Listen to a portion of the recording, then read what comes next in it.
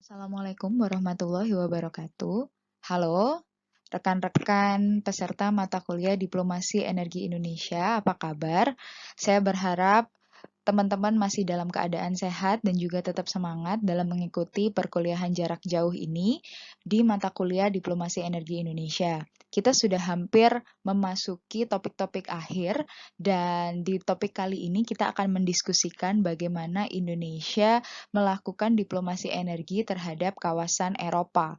Sebagaimana yang kita tahu bahwa Eropa menjadi kawasan yang berambisi untuk leading dalam sektor energi baru terbarukan. Hal ini tidak terlepas dari tingginya concern mereka terhadap isu-isu perubahan iklim, kelestarian lingkungan, dan juga pemanasan global. Baik, kita di sini bisa teman-teman lihat terkait dengan bagaimana karakteristik penggunaan energi di kawasan Eropa. Karena adanya concern yang tinggi terkait dengan perubahan iklim, pemanasan global, dan juga kelestarian lingkungan yang menjadi isu utama bagi masyarakat Eropa, maka negara-negara yang ada di Eropa, khususnya yang menjadi anggota EU, berupaya untuk terus meningkatkan teknologinya sehingga mereka mampu mendapatkan sumber energi baru terbarukan melalui implementasi teknologi tinggi. Nah, ini pada akhirnya menjadikan region ini sebagai salah satu kawasan percontohan yang pada akhirnya menginspirasi negara-negara lain juga untuk turut mengembangkan renewable energy.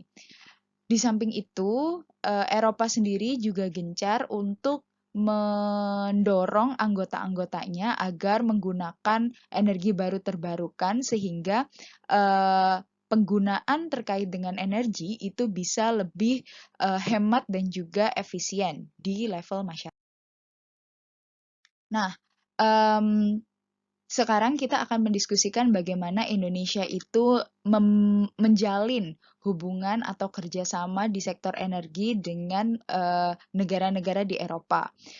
Seperti yang sudah saya paparkan tadi, concern dari Eropa adalah menjadi leading actor di sektor perubahan iklim, mitigasi perubahan iklim maksud saya, dan juga untuk environment sustainability. Nah, ini pada akhirnya mempengaruhi bagaimana kemudian Indonesia melaksanakan diplomasi energi dan juga membina hubungan kerjasama di sektor energi dengan negara-negara di Eropa. Bisa rekan-rekan lihat yang ada di layar, Indonesia itu menjalin kerjasama energi secara bilateral dan juga melalui skema yang ada dalam Uni Eropa. Nah, ini berbeda dengan beberapa diskusi kita beberapa minggu yang lalu terkait dengan bagaimana Indonesia melakukan diplomasi energi di kawasan Asia Selatan yang cenderung diwarnai dengan kerjasama-kerjasama bilateral. Tapi di sini Indonesia melakukan kerjasama itu tidak hanya di sektor bilateral, tetapi juga dalam skema yang diajukan oleh EU. Baik, kita akan mulai dengan negara-negara di Eropa bagian barat. Jadi, Indonesia telah melakukan kerjasama yang intens dengan beberapa negara Eropa Barat. Yang nanti kita akan bahas adalah Belanda, Jerman, dan juga Norwegia, beberapa di antaranya. Kita akan diskusi terkait dengan partnership dengan Belanda. Jadi terlepas dari hubungan historical legacy antara Indonesia dan Belanda, kedua negara ini sudah berupaya untuk memaksimalkan kerjasama di sektor energi sejak tahun 2008. Hal ini ditandai dengan adanya bantuan finansial sebesar 50 juta euro untuk mengembangkan renewable energy yang ada di Indonesia, seperti misalnya mikrohidro dan juga geotermal serta biogas. Nah, ini pada akhirnya dimanfaatkan oleh Indonesia untuk membangun power plant yang sifatnya berbasiskan energi baru terbarukan. Kemudian juga Hal itu menjadi berkembang ketika pada tahun 2017 ada upaya dari pemerintah kedua negara untuk mengembangkan kerjasama di bidang solar power atau energi matahari. Jadi sekalipun baru saja dimulai sejak tahun 2008, tetapi kita bisa merasakan bahwa kerjasama atau partnership dengan Belanda ini mampu mengembangkan atau mendorong society gitu ya, mampu memberdayakan masyarakat untuk lebih aware terhadap penggunaan energi baru terbarukan. Nah, secara spesifik sendiri, Belanda itu dikenal sebagai negara yang memiliki water management system yang baik. Oleh karenanya, sejak tahun 2015, intensifikasi kerjasama hydropower itu dilaksanakan. Ada beberapa proyek yang dilakukan di Indonesia seperti misalnya di Flores Timur di Larantuka Strait. Nah, proyek-proyek tersebut kemudian dibiayai gitu ya oleh Kementerian Belanda di sektor infrastruktur dan environment, kemudian juga bekerja sama dengan Kedutaan Besar Belanda yang ada di Jakarta. Secara spesifik, Indonesia sendiri juga bekerja sama dengan masyarakat di daerah, yaitu Nusa Tenggara Timur, ya, pemerintahan daerahnya. Kemudian ini juga melibatkan Kementerian Energi, masyarakat sipil, dan juga didorong oleh Kedutaan Besar Indonesia yang ada di Den Haag. Nah, tujuan dari dibangunnya mini hydropower project ini adalah untuk memberdayakan masyarakat yang ada di daerah sehingga mereka mampu mendapatkan pasokan listrik yang cukup. Dan ini merupakan salah satu bentuk atau upaya dari kedua negara, khususnya Indonesia sendiri, untuk meningkatkan elektrifikasi nasional, terutama di daerah-daerah rural. Kerjasama selanjutnya adalah di bidang geotermal. Jadi tadi sudah ada power solar power atau energi matahari, kemudian hydropower atau energi air dengan water management system Belanda yang bagus. Nah, Indonesia juga menjalin kerjasama di bidang geotermal, di mana Bappenas pada tahun 2009 itu bekerja sama dengan Eigenschaft.nl yang kemudian teknisnya itu dimulai pada tahun 2014. Nah, di Project Geothermal Capacity Building Programs atau GeoCap ini, pemerintah kedua negara tidak hanya bekerja di level pemerintahan saja, tetapi juga melibatkan universitas dan juga aktor-aktor private seperti ITB, UI, UGM, dan juga WWF Indonesia. Sehingga di sini capacity building programs tidak hanya dari segi teknis, tetapi juga termasuk education and training program. Jadi ada upaya untuk melakukan riset-riset yang advance di antara kedua negara sehingga mampu memaksimalkan potensi geotermal yang kaya di Indonesia, dan itu goals-nya ditetapkan hingga tahun 2050. Selanjutnya juga ada The Spin atau Scientific Program Indonesia Netherlands. Nah, ini merupakan lebih kepada kerjasama yang sifatnya research. Jadi instead of teknis gitu ya, kalau geocap, kemudian hydropower plant dan lain sebagainya lebih ke teknis, tapi kalau The Spin ini lebih kepada bagaimana kemudian kedua negara mampu mengupayakan adanya kerjasama di bidang riset terkait dengan green commodities, sustainable energy, dan juga water research. Keperluan dari adanya The Spin ini adalah untuk mendorong adanya intensifikasi penggunaan renewable energy yang ada di Indonesia sehingga masyarakat Indonesia memiliki pemahaman yang cukup bahwa penggunaan renewable energy itu mampu mendukung adanya sustainable development atau kelestarian dan juga kelestarian lingkungan.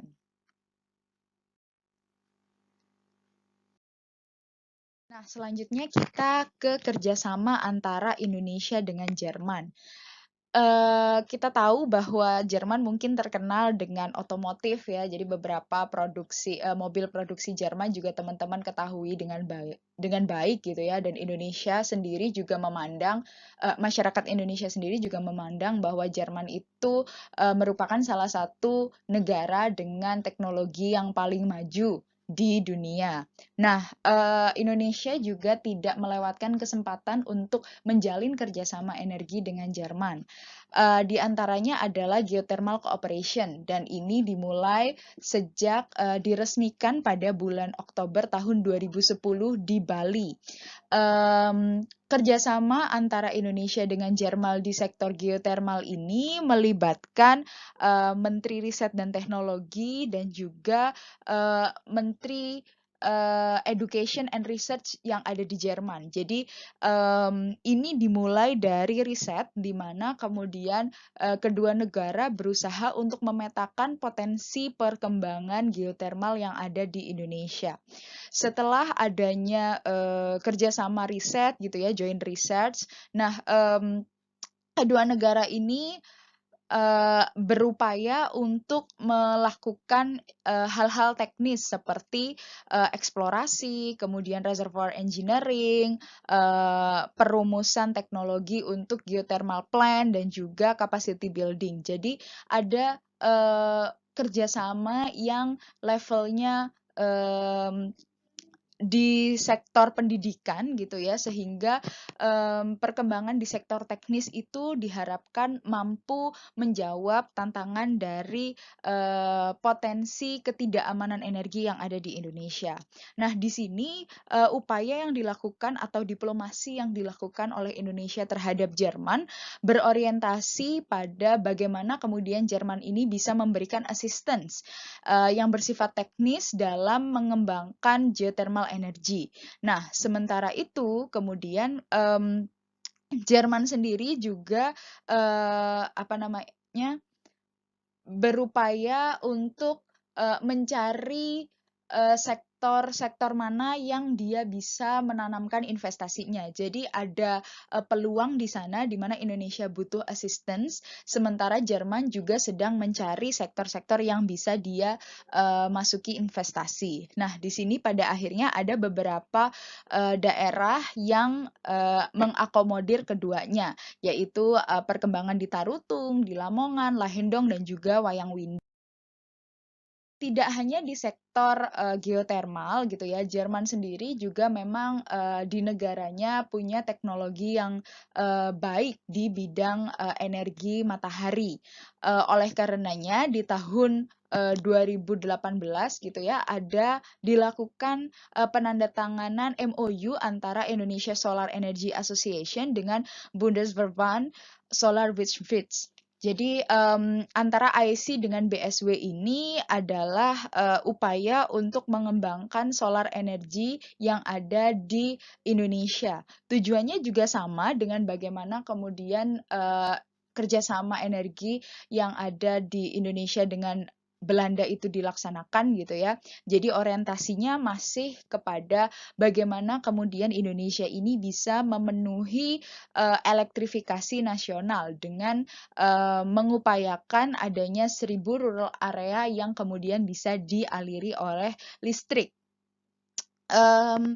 Implementasi dari kerjasama antara Indonesia dengan Jerman itu sendiri bisa rekan-rekan saksikan gitu ya di Kaldupa Island, di mana ada assistance terkait dengan penyediaan dan juga pemanfaatan dari hybrid PV diesel battery utilization dan juga beberapa solar panels yang kemudian ditanam atau diinstal di Pulau Belitung. Dan juga ini disandingkan dengan penggunaan biogas. Kita beralih ke bagaimana Indonesia dan juga Denmark melakukan kerjasama di bidang renewable energy. Jadi kalau tadi dengan Netherlands juga ada geothermal yang itu sama dengan Jerman, kemudian solar panel juga sama, tapi kalau dengan Netherlands itu lebih spesifik kerjasama dikembangkan secara lebih mendalam di sektor hydropower.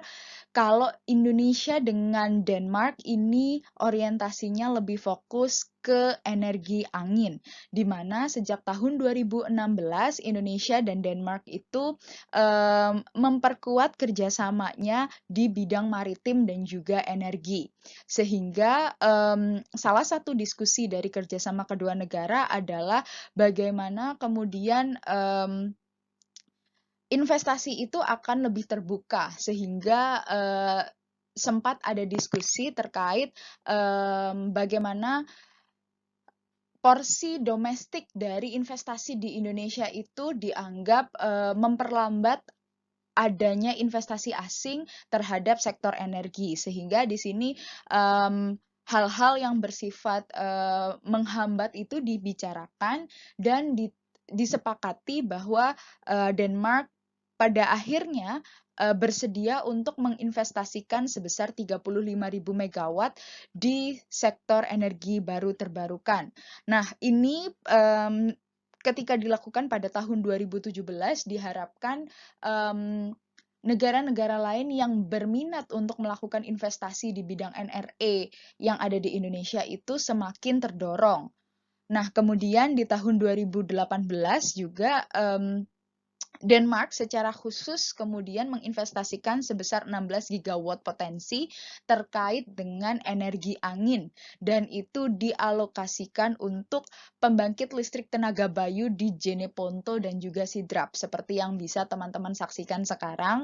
Kedua situs tersebut ada gitu ya, dan di situ merupakan upaya dari Indonesia dan Denmark untuk memajukan perkembangan energi baru terbarukan yang ada di daerah. Nah, ketika Indonesia itu melakukan upaya diplomasi yang sifatnya bilateral, kerjasama yang dilakukan orientasinya antar kedua negara sehingga secara spesifik bisa didapatkan hasil berupa investasi dan juga asisten, Indonesia juga melakukan diplomasi antara Indonesia sendiri dengan EU selaku regional organization yang menaungi negara-negara Eropa pada umumnya. Indonesia dan juga EU itu mengedepankan adanya diplomasi sawit seperti yang teman-teman sudah sering baca di berbagai media dan juga teman-teman mungkin sering diskusikan di beberapa kelas mata kuliah yang lain gitu ya, bahwa Indonesia itu mengupayakan adanya diplomasi sawit karena sawit dianggap sebagai salah satu komoditas yang strategis terkait dengan upaya untuk melakukan diversifikasi energi.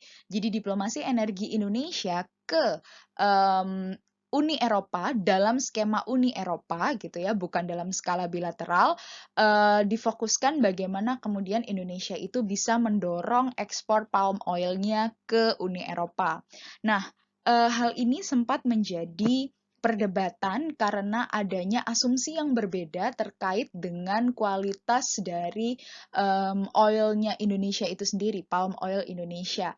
Pertama dari segi cultivation gitu ya, yang mana ada indikasi bahwa Indonesia itu melakukan pembebasan lahan dengan tidak sesuai prosedur sehingga penanaman sawit yang ada di Indonesia itu dianggap merusak tanah, dan kemudian juga hal itu berdampak pada kualitas dari palm oil yang dihasilkan oleh Indonesia itu sendiri. Nah, tetapi hal ini kemudian disanggah oleh Indonesia ketika Indonesia melakukan ekspor palm oil gitu ya. Indonesia berdalih, Indonesia berargumen bahwa upaya plantation, kemudian juga panen dan lain sebagainya sampai bisa menjadi biofuel, Indonesia telah menerapkan prinsip-prinsip yang sesuai dengan SDGs Elements seperti kelestarian alam, kemudian juga penggunaan lahan dengan bijak dan lain sebagainya. Jadi Indonesia di sini merasa bahwa tuduhan yang dilakukan oleh Uni Eropa itu tidak benar. Untuk membuktikan hal ini, kemudian Indonesia berinisiasi untuk melakukan joint cooperation yang orientasinya adalah untuk menetapkan sustainable standard. Jadi agar bisa dibuktikan bahwa palm oil dari Indonesia itu memang sesuai dengan standar internasional dan tidak membahayakan lingkungan. Dan ini pada akhirnya direspon oleh EU pada tahun 2018. Jadi diplomasi Indonesia ke EU itu sempat diwarnai adanya perbedaan perspektif sehingga negosiasinya masih terus diupayakan. Nah, terkait dengan Indonesia EU kerjasamanya di bidang sustainable palm oil itu ada dalam konteks EU CEPA atau Indonesia European Union Comprehensive Economic Partnership Agreement. Dan di sini memang secara spesifik diplomasi sawit dibicarakan dalam konteks Renewable Energy Directive atau EURED agar tercipta sebuah diskusi yang interaktif terkait dengan potensi ekspor Indonesia ke Uni Eropa. Nah, di sini seperti yang sudah saya katakan tadi, EU pada akhirnya menerima penawaran dari Indonesia terkait dengan ekspor sawit gitu ya, tetapi dengan beberapa persyaratan di mana palm oilnya Indonesia itu harus dilakukan berdasarkan WTO regulation dan juga didasarkan pada DASE. Nah, respon Indonesia sendiri adalah bahwa Indonesia itu berupaya terus-menerus untuk mematuhi yang namanya ISPO atau Indonesia Certification of Palm Oil, sehingga itu dijadikan basis bagi Indonesia untuk membuktikan klaimnya bahwa palm oil di Indonesia ini memang sudah layak digunakan sebagai salah satu energi alternatif dan itu tidak membahayakan lingkungan baik dari segi produksinya sampai dari segi konsumsinya. Dan ini terus digodok ya, terus diupayakan di bawah Kementerian Agrikultur. Dan ditetapkan melalui regulasi Permen ya atau peraturan Menteri Ministry of Agriculture pada tahun 2011. Dan ISPO ini juga diklaim sudah sesuai dengan kriteria dari Sustainable Biofuels di IURED. Dengan argumen bahwa sebenarnya Indonesia Certification of Palm Oil ini sudah sesuai dan juga memiliki kesamaan tujuan terkait dengan bagaimana Indonesia itu harus mengekspor dan menjual sawitnya ini untuk kebutuhan energi alternatif. Nah, ini adalah bagaimana EU atau organisasi Uni Eropa memberlakukan adanya regulasi terkait dengan palm oil dalam European Union Renewable Energy Directive tahun 2009 nomor 28 European Commission. Jadi yang pertama, palm oil itu merupakan atau dianggap sebagai salah satu energi baru terbarukan yang termasuk dalam sektor yang bisa memperkaya adanya energi diversifikasi, sehingga ini bisa menjadi salah satu upaya dari EU sendiri untuk mempromosikan adanya sumber energi baru terbarukan. Kemudian palm oil ini harusnya itu tidak menciptakan adanya greenhouse effect gitu ya, atau efek rumah kaca, sehingga pada akhirnya diharapkan bisa mencegah kerusakan dari lingkungan yang lebih fatal. Dan regulasi terkait dengan palm oil ini seharusnya dilakukan oleh negara-negara EU berdasarkan peraturan EU RED ini, sehingga ini tidak hanya menjadi peraturan yang ada di level regional, tetapi juga sudah turun ke level nasional negara-negara anggota EU. Di sini ada beberapa kriteria dari palm oil, seperti yang tadi sudah saya katakan bahwa dia tidak seharusnya menciptakan efek gas rumah kaca, dan juga harus sangat berhati-hati dalam produksi biofuel ini sendiri. Tidak boleh ada yang namanya perusakan tanah dan lain sebagainya, sehingga secara teknis produksi terkait dengan palm oil itu tidak boleh dilakukan di lahan dengan biodiversity yang kaya, kemudian lahan dengan stok karbon yang tinggi, dan juga tidak boleh dilakukan di lahan yang produktif, sehingga palm oil ini dipastikan dari segi produksinya itu memang sudah memenuhi standar-standar penggunaan lahan. Nah, sementara itu kita bisa bandingkan dengan kriteria yang ada di ISPO, di mana ISPO ini sebenarnya merupakan licensing system gitu ya. Jadi sistem lisensi terkait dengan bagaimana manajemen plantation-nya dan juga legalisasi lahan.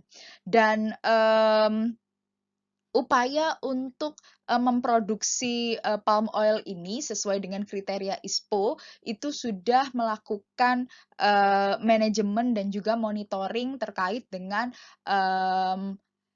lingkungan yang ada di sekitar kebun. Jadi memang tidak hanya dari segi tanah, tetapi juga tanah dari perkebunan itu, tetapi juga tanah di sekitarnya diperhatikan.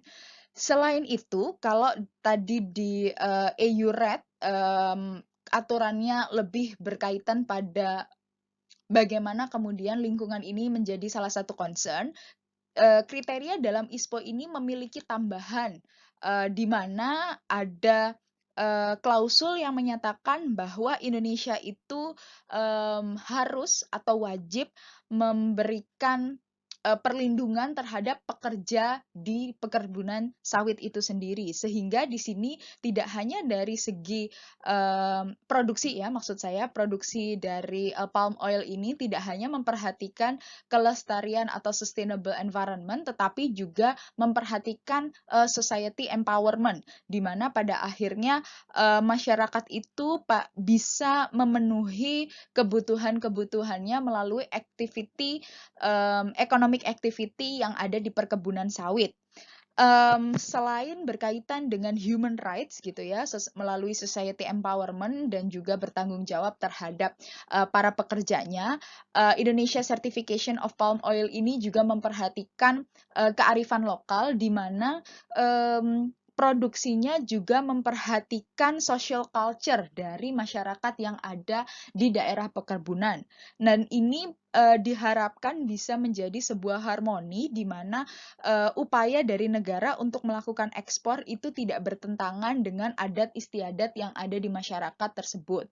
Sehingga ini pada akhirnya tidak hanya menguntungkan palm oil companies secara ekonomi mendatangkan devisa negara, tetapi juga menghargai keberadaan masyarakat yang ada di situ. Jadi bisa kita lihat ya teman-teman bahwa argumen dari Indonesia dalam melakukan diplomasi energi di sektor kelapa sawit ini diupayakan sedemikian rupa agar sudah sesuai dengan standar internasional dan juga memenuhi kriteria dalam skema EU sehingga Indonesia terus berupaya agar diplomasi energinya ini bisa menjadi salah satu alternatif bagi Indonesia untuk berkiprah di politik energi dunia.